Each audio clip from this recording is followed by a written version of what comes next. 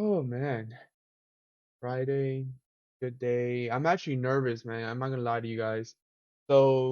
As some of you guys know, your boy is a teacher, and I did not plan to being a teacher when I was going to school. My plans were, all right, well, okay, let me tell you my first few plans. My first plan was I'm gonna join the Marines. That didn't work out, okay? I thought about it, sat myself down. I was like, okay, why do you want to join the Marines? And I was true to myself. I was like, well, honest, I just want to join because all my friends are joining. It's not really what I want. It's just the hype. So I was like, okay, I'm not joining the Marines because that's not for me. At the end of the day, that's not what I really want to do. So I was like, okay, cool. So what do I want to do? And then I was like, okay, something in law enforcement. And sure enough, I went to school, got my degree in criminology and sociology. I love it. I loved every second of it. Um, okay. Everything looks good so far, but it is just pre-lobby, so we'll see as we continue. Anyway, so I liked it. it oh, okay, I'm getting burned. I was like, what the heck? So yeah, what was I saying? Oh yeah, so I criminology, sociology, right? That's what I wanted to do. That's what I did. Got my bachelor's in it.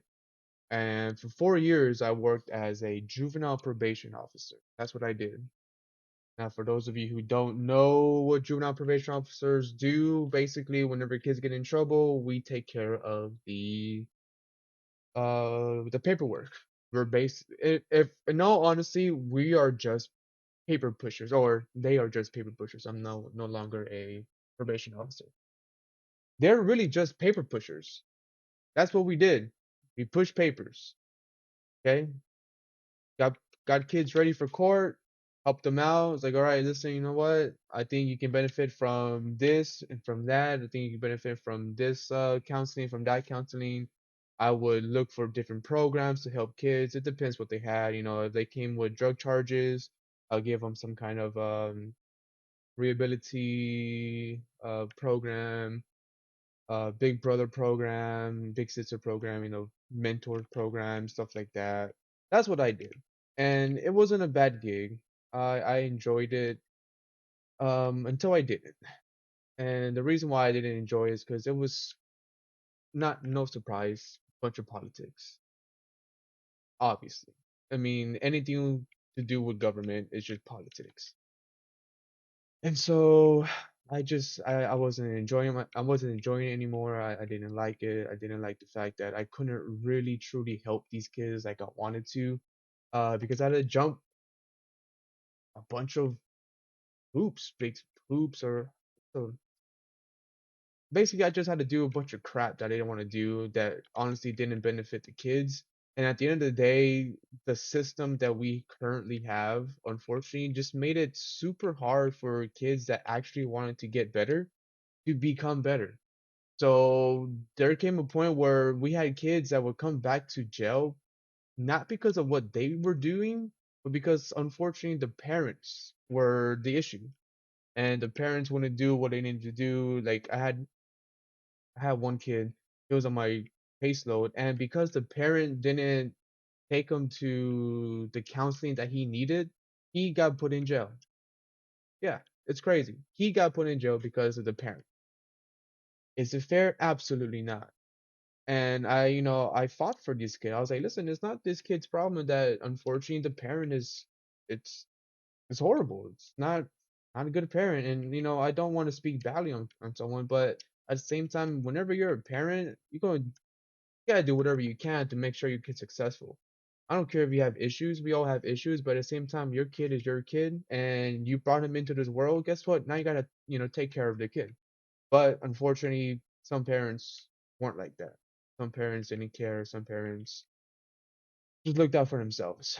And so, that was the issue. That began to weigh heavy on me. I just came to a point where it was just miserable, and I hate it because these kids, like, they really wanted to change. Like, some of them, okay, yeah, some of them were buttheads and they didn't care, they didn't want to change. For those kids, yeah, I understand. Like, we gotta be tough on them, most definitely. But for those that wanted to change, for those that were trying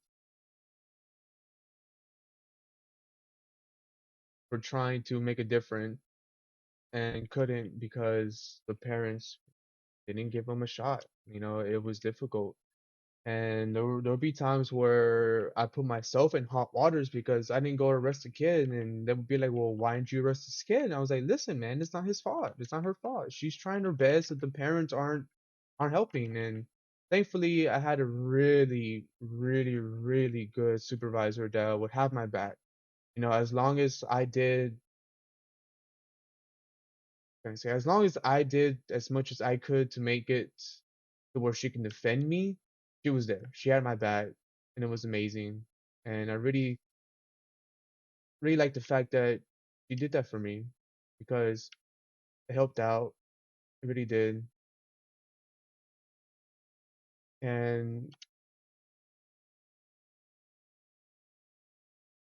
what is this guy? He's in here, isn't he?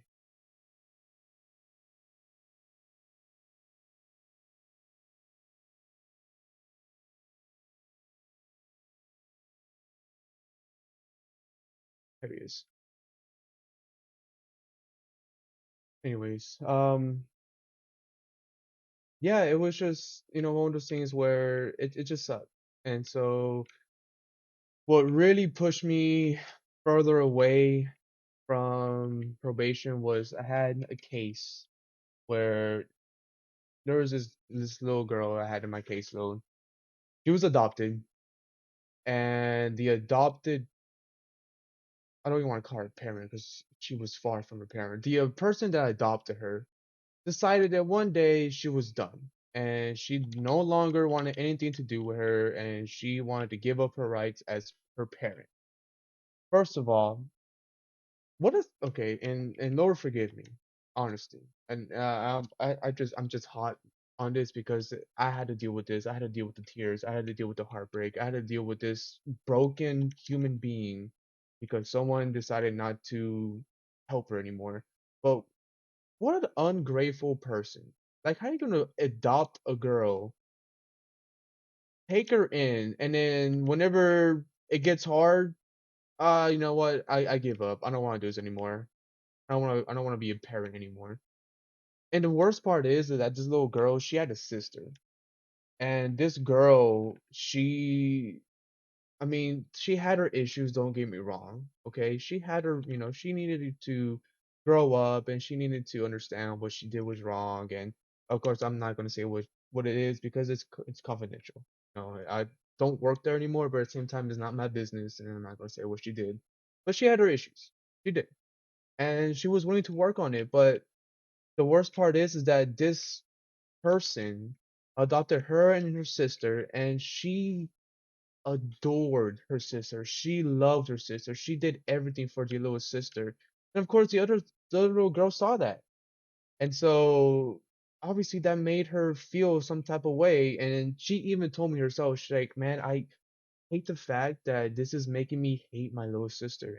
And I know it's not, I don't really hate her. It just makes me feel that way. And honestly, I mean, who wouldn't feel that way? Whenever this person is treating you some type of way, but then she treats your little sister a different way, yeah.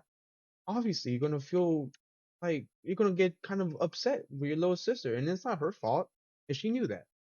Like I said, this she was a sweet little girl, and she was very smart, very intelligent. She loved dancing. She was a bright girl.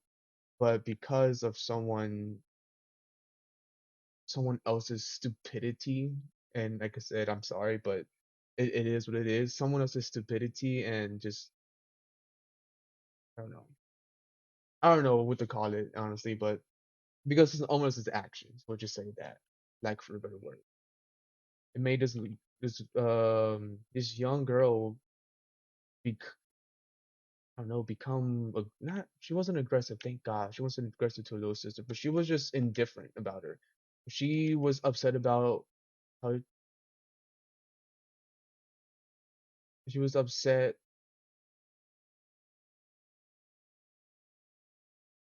She was upset, and she was just confused. I mean, if I'm honest, she was just confused of how she felt because she didn't want to hit her sister, but at the same time, she saw how her sister was treated much more better than she was, and then yeah, I mean, Anyways, I'm ranting here, but long story short, at the end of the day, this was like about 3 or 4 months I had to deal with this, and she was in custody. Okay, she was in custody in a juvenile facility. Okay, basically jail for kids for 3 to 4 months. And so finally, the judge was like, "All right, you know what? We can make this person come pick up this girl. You can, but they didn't. Like again, like I said, it's a broken system. They could have, they didn't. Whatever. It is what it is. Um,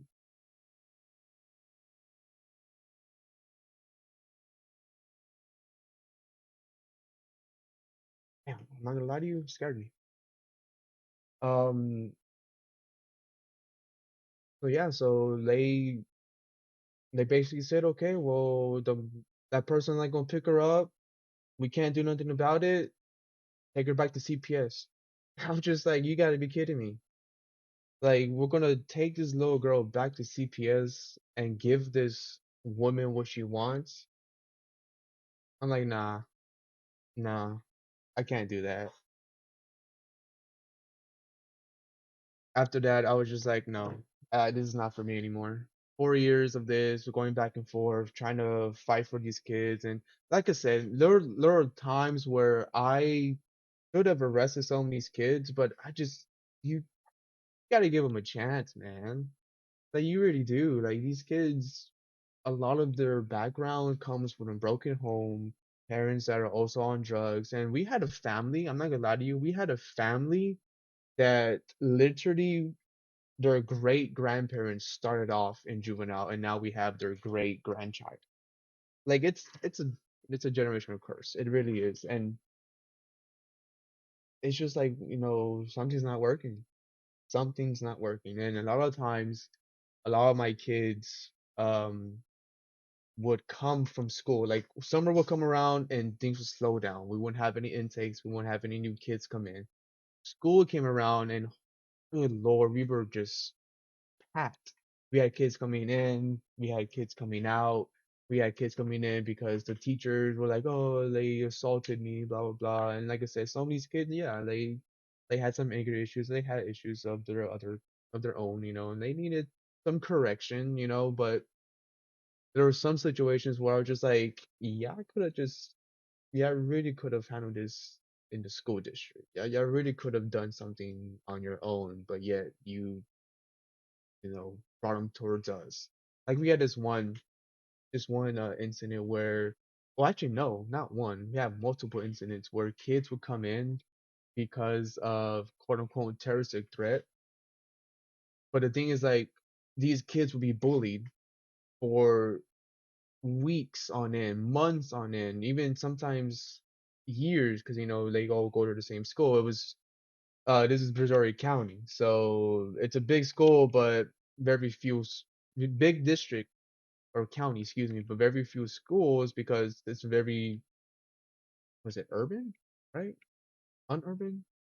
Country. It's country. It's like your closest neighbor is going to be like 2 miles away, and it might even be a cow. Like that's your neighbor, a cow. So it's like country. So they have one school for thousands of kids. And so some of these kids will get bullied day in, day out. And I mean, shoot, there's only so much you can push without saying something or doing something because you get tired of it, man. Everyone has a breaking point. And so we will constantly get these terroristic threats cases, and it came to a point where my supervisor would be like, I don't want this kid in here. He can be released the same day because this is bullcrap. I mean, she had her kid, she had her own son, so she understood. Thankfully, her son didn't have that issue where he would get bullied, but she knew, like she kind of empathized, right? That's the word I'm looking for these kids. I mean, like I said, I had a great supervisor. It was amazing. My entire team really was really a good team. I'm over here trying to thank the bus driver like it's Fortnite. Good lord. Anyways, it it got to the point where I was like, man, a lot of these issues, and it's not all school districts. Let me say that now before I finish my sentence. It's not all school districts are like this, but a lot of the school districts don't want to do any work. They just want to drop off these kids to someone else and have that kid be someone else's problem. Again, not all school districts. Just the ones that I've seen that I work with. I mean, that's how it is. What I saw. Um, but anyways, yeah, it was one of those things where it's just like, God, dude, I'm tired of this. I went into juvenile to make a difference, and I was just like, I'm not making a difference like this. So what can I do? And I was like, well, I mean, I like teaching. I'm a youth leader at my church. I like teaching. I really wanted to do history because that's my strongest point. It was history, but science was available, and science wasn't really my second choice. If I'm honest, my second choice was PE teacher. PE teacher, just sit there, play dodgeball with kids, and get paid. You know, but science wasn't too bad, and I enjoy it. I have a really good team. My school district I have now, that I'm working with now, I'm not gonna say who I work with or who I work for, but I will say they do an amazing job. We had an incident where this kid, again, bullied, uh, was getting called God knows what. I don't know. I really don't know what this kid went through. The worst part is that he was my student, and that's what really pissed me off most is because he was my own student, It really made me mad. And the craziest part is it didn't happen in my classroom, okay? But it happened whenever I wasn't there one day because I had some training or whatever. Right? Was it training? I don't know why. I don't know why I wasn't there that day at work. But anyways, I wasn't there that day at work, and I came back, and like all my students were freaking out. I was like, "Oh, hey, this what happened. This happened. This happened to so and so, and he did this and he did that." And I was like, all these kids, and of course they're kids, so they all had different stories. So like, he did this, no, he did that, no, he didn't. He did this, no, he did this. I'm like, okay, first of all, so I was able to finally figure out what happened, what exactly happened. Someone took my diamond. Very rude. um Found out that he was getting bullied, and he made a comment. It's like, well, my stepdad has a gun, and so I'm gonna come back tomorrow and we'll make you guys pay, along those lines. Okay. Again, do not justify that one bit. Obviously what he said was wrong, but at the same time, I understand. I do. Okay. I get it. Again, don't justify it. I'm not saying it's right. Anyways, so yeah, he got in trouble. But instead of slapping on a charge, terroristic threat, and throwing him in juvie, my district worked with the kid. They're like, okay, we're not going to charge you. Instead, we're going to take you to therapy. We're going to do this for you. We're going to do that for you. And I'm just like, heck yeah, dude. Like I was so happy when that happened because it just showed me that there are some people that still care and that will try. So yeah. So like I said, that's why I became a teacher. Why did I start talking about this the first time? I don't know. I ramble too much, but that's why I became a teacher. Hope you like the story. I forgot what we were talking about or why we were talking about it. I could not see him. I don't know where he was. Anyways, but yeah,